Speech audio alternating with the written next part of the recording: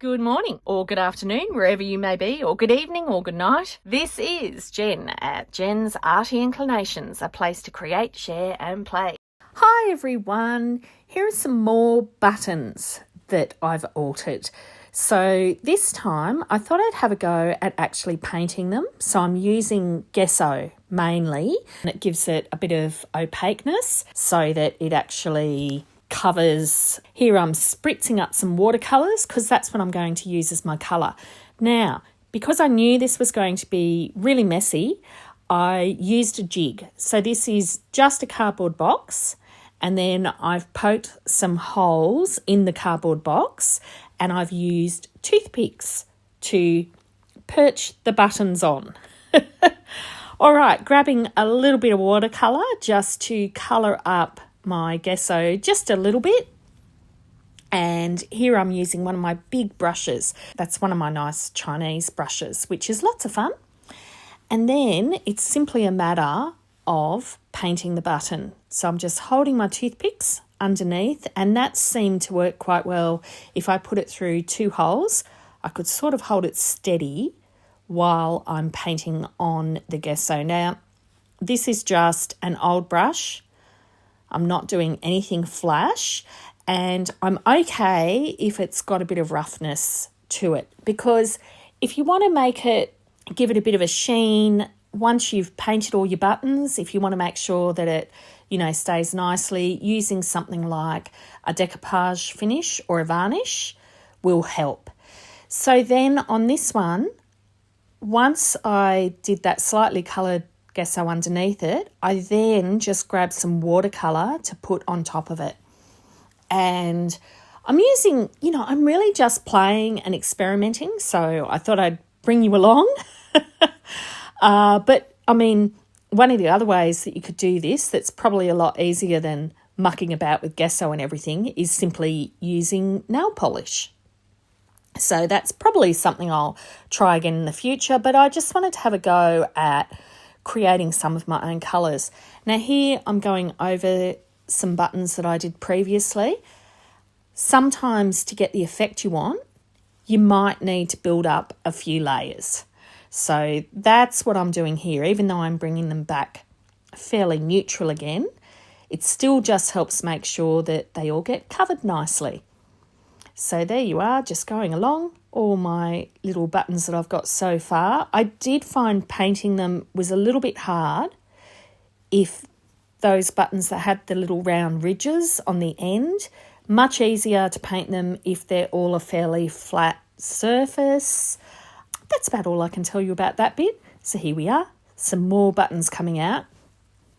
These ones are black, so I wanted to get a really good idea of how this works to cover them. And I must say, it's really stuck too. Like, it's actually worked really, really well over time. They've lasted well so far anyway. But there you are, just painting them all. And you can see that first one, you get a bit of show through.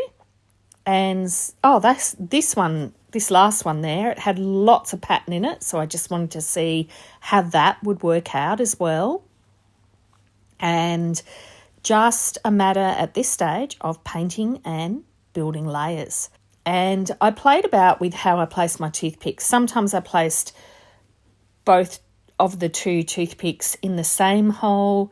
Other times I spread them out a little bit. So, play about with that. Now here I'm going back and I'm adding the watercolour over the top of some of them just to get a touch of colour on them. There's a slightly different watercolour, and I believe that's an Indian red. And then I'm drying them off, and I did find that I could just dry them off with my heat gun, and that worked quite well. That wasn't a problem at all. Here I'm doing the second coat. Now I do find popping the watercolour on top of the gesso actually kind of works quite nicely. As I said, this is just a bit of an experiment, so I thought if I turn the camera on, you could just see the effect and how you may need to build some layers, have a bit of a look, and then you can look at your own supplies and have a bit of a play and see what you come up with. So here, popping some watercolour on top. I really do like doing a couple of different colours because the watercolour sort of swirls itself around with each other. So, and here I'm doing the watercolours on the dry gesso, but you could actually use acrylic inks to paint over the top as well. I feel like once you've got that gesso base, you can really then have a good surface that has a little bit of tooth, but you've got a good surface that can show up any colour that you're going to put on the top. I mean, goodness, you could even put glitter glue on the top of these or something like that. So the possibilities are endless. But here you can see on some of them, it's really nice and light. On others, you're getting a bit of a richer colour at this point. And once these are dry, I do like they haven't got too much sheen on them. And I like that. So they've got a bit of a matte finish by doing it this way. And yeah, I'm quite happy with that. But again, they're colours that I really like. I love blues and reds and browns and those sorts of colours. So pretty cute. So the next thing I tried was some simple acrylic paint. So I used an indigo and an aqua. And for these ones, I just painted it over the top of the gesso. And as you can see, it's a fabulous base.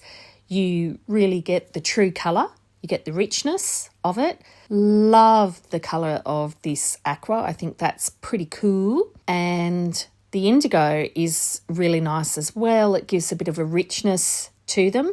So again, you could have a go at swirling two colours together. And as I'm going around with this layer, some of them weren't completely dry, so it was mixing a little bit with the gesso. So next, I tried the acrylic inks, and you can see that they were really runny and so forth. So then I decided that I'd actually add a little bit of gesso into the mix to give them a bit more substance. So there you go. This time I got this gorgeous soft pink with this one, and I really loved that colour and how it turned out. And each layer just gets a little bit richer as you build it up. I found that, yeah, the acrylic inks were better when mixed, and the acrylic paints, they could just paint on top. That was fine. So at this point, I'm dipping back into the watercolour to go on top on its own. I'm going backwards and forwards with the acrylic inks and the gesso. Here I'm putting just some watercolour over the top. I'm just kind of playing backwards and forwards between the different mixes that I've got. And I just keep drying them in between and then layering them up again.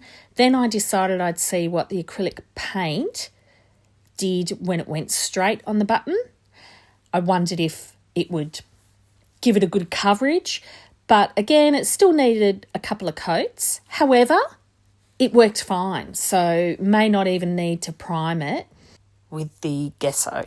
So then once I was sort of happy with how they were looking, I could pick them up and just paint the edges just to make sure that they had a good finish on them, just do some little final touches. So as simple as that. Painted buttons, but just showing you how I mix some gesso and some watercolours, acrylic inks and acrylic paints. So lots of different things that you can try at home with whatever supplies you have.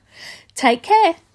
I'd love it if you could leave me a comment below. Hit the like button if you enjoyed what you saw today. And of course, please subscribe if you haven't already. I will see you next time. And in the meantime, keep creating. Enjoy!